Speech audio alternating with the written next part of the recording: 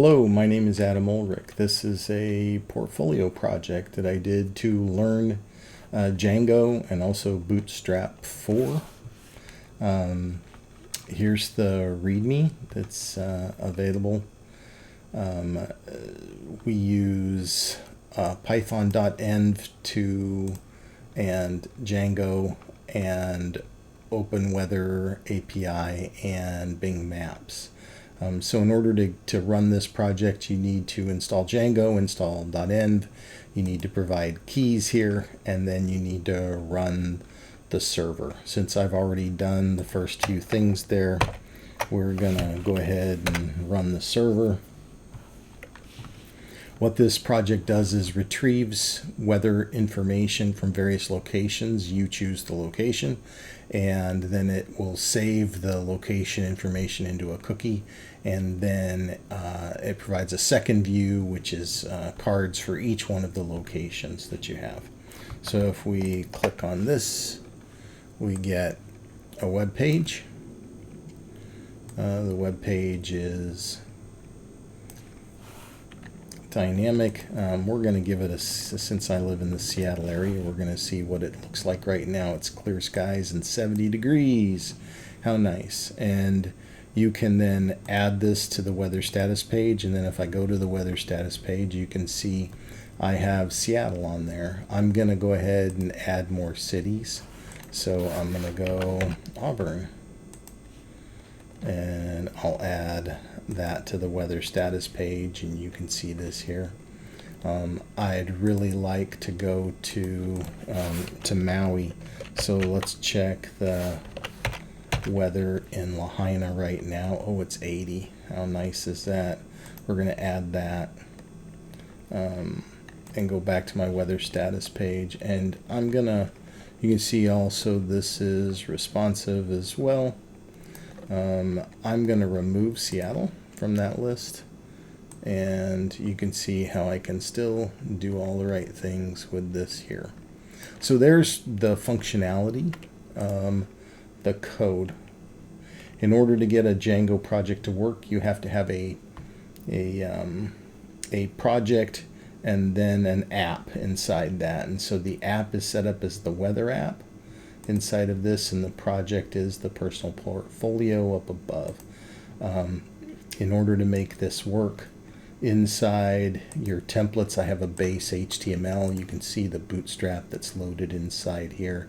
And inside your settings, you have to specify the app that is available. And of course, for me, I've added the weather app here. So now that the weather app is configured, we go into our app model, or our app URLs. You specify the URLs here that it's going to serve up, and then of course once the URLs are configured, now you create views.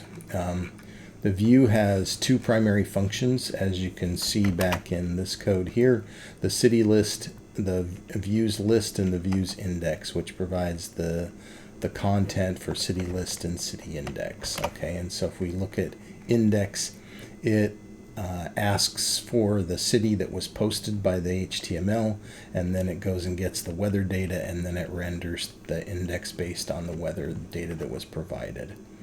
The list grabs the list of items that are in cookies, it splits that, and then goes back and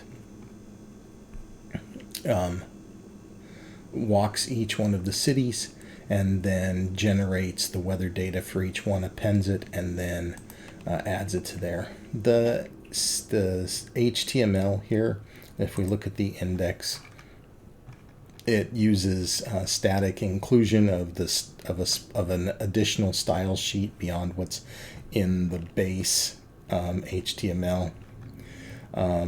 We use a card body and a bunch of data binding with our Django object that we pass into this inside of all of this here. I guess we could go back real quick inside the view.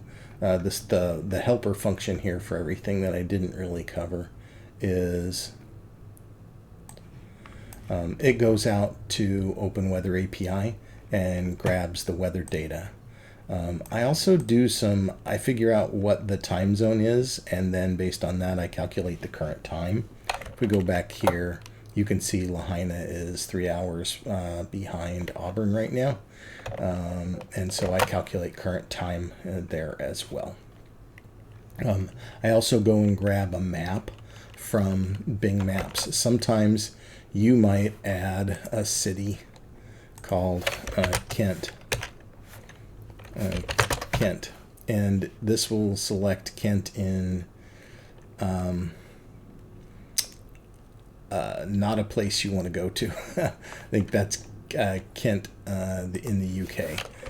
You can, so that's why I provide the map. If I say Kentwa, US, if you provide a state, you have to also provide a country code.